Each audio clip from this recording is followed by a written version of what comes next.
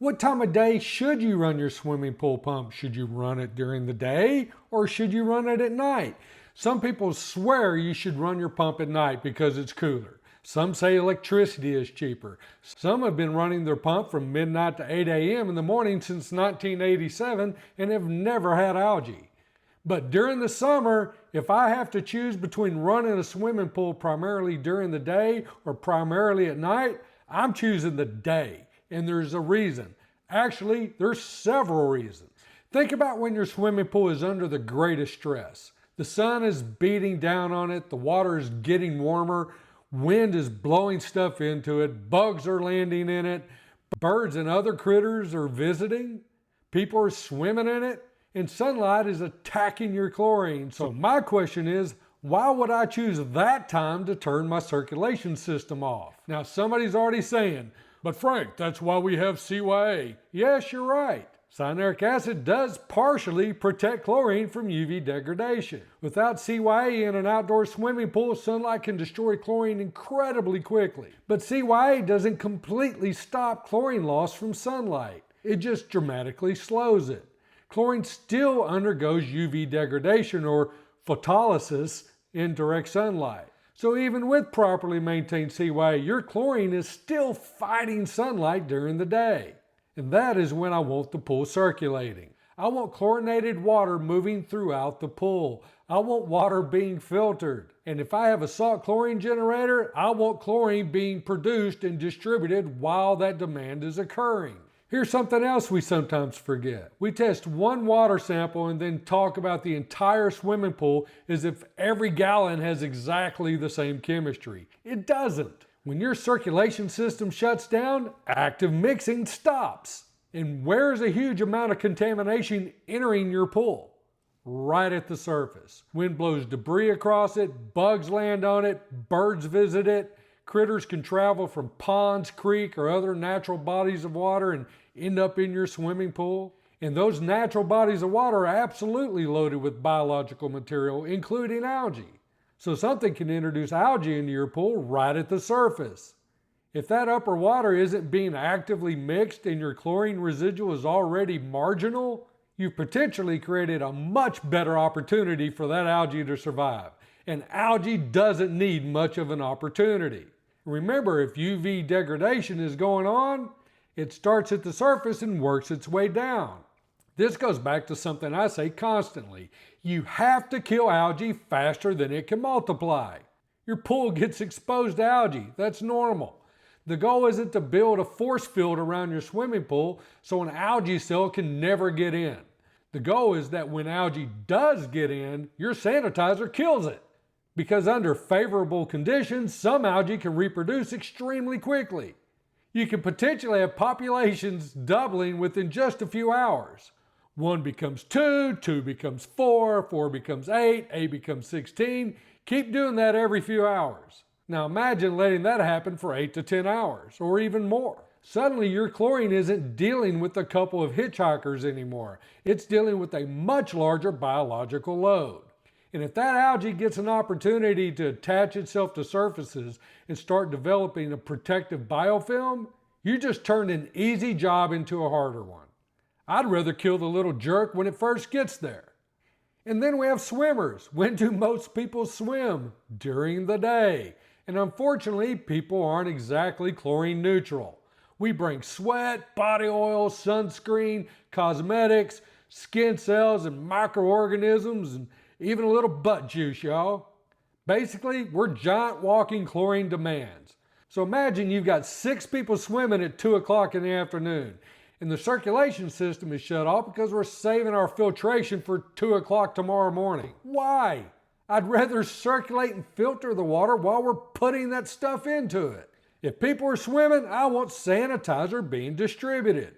I want debris moving towards the skimmers. I want water going through the filter. I want the pool doing its job while we're making the mess, not 8 hours later. And remember, chlorine really isn't there primarily because we're scared of green water. Its most important job is sanitation. We're protecting swimmers from microorganisms capable of causing illness. Proper sanitizer concentration is our primary defense. But circulation helps distribute that sanitizer throughout the pool. So once again, people in the pool, I want the water moving. I don't want the butt juice that little Johnny left over in the corner to still be there when little Susie jumps in that same spot. Then there's temperature. Here in North Texas, our swimming pools can get ridiculously warm during the summer. When the circulation system shuts off, you stop actively mixing that warmer surface water with the deeper water. Moving water can also increase evaporation, and evaporation removes a tremendous amount of heat energy. Now don't misunderstand me. Running your swimming pool isn't going to turn that 94-degree Texas swimming pool into 85 degrees. But warm, stagnant water sitting under direct sunlight certainly isn't helping. And many algae reproduce faster as water gets warmer. So now we've combined sunlight, chlorine degradation, warm water, contamination, reduced mixing, and potentially rapidly reproducing algae. And somebody decided, you know what would make this better? Let's shut the pump off during the day. I'm going the other direction. Now here comes another argument. But electricity is cheaper at night. Maybe. Check your electric plan. Some electricity plans have legitimate off-peak pricing where nighttime electricity is substantially cheaper. If that's your plan, absolutely take that into consideration. And there's a pretty good chance if you're saving that electricity at night, you're going to dump it right into the pool chemicals that you have to add to make up for not running the pool when the sun was on the pool. If you pay essentially the same rate 24 hours a day, moving your pump to nighttime doesn't automatically save you anything.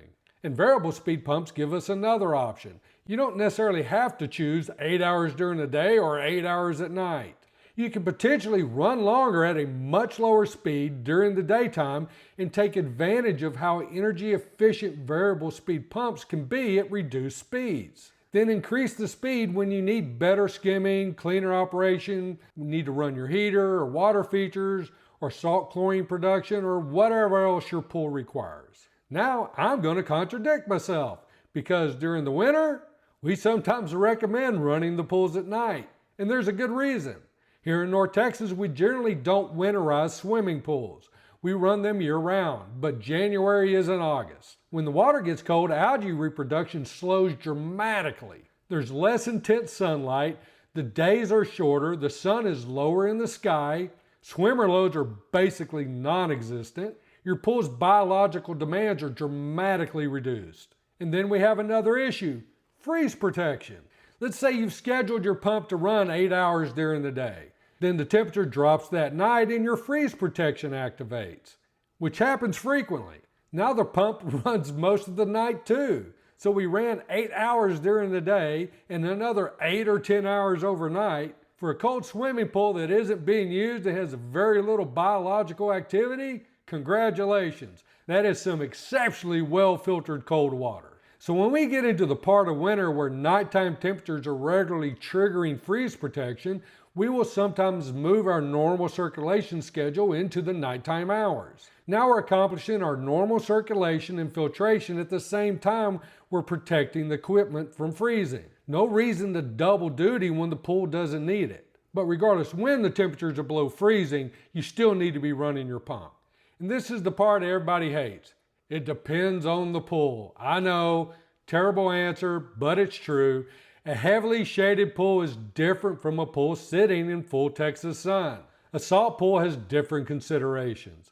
A screened pool has different contamination loads. A pool used by 8 kids every afternoon isn't the same as one that nobody swims in. Water temperatures matter. CYA matters. Chlorine levels matter. Borates can matter. Circulation matters. Your filter matters. Your landscaping matters. Your electricity rate can matter. And a variable speed pumps gives us options that weren't practical with the old single speed pumps. So no, I'm not telling you that running your pump at night is automatically wrong. Your pool may be doing fantastic. But if you ask me, hey Frank, during the North Texas summer, I have to choose between running my pool primarily during the day or primarily at night. Which would you choose?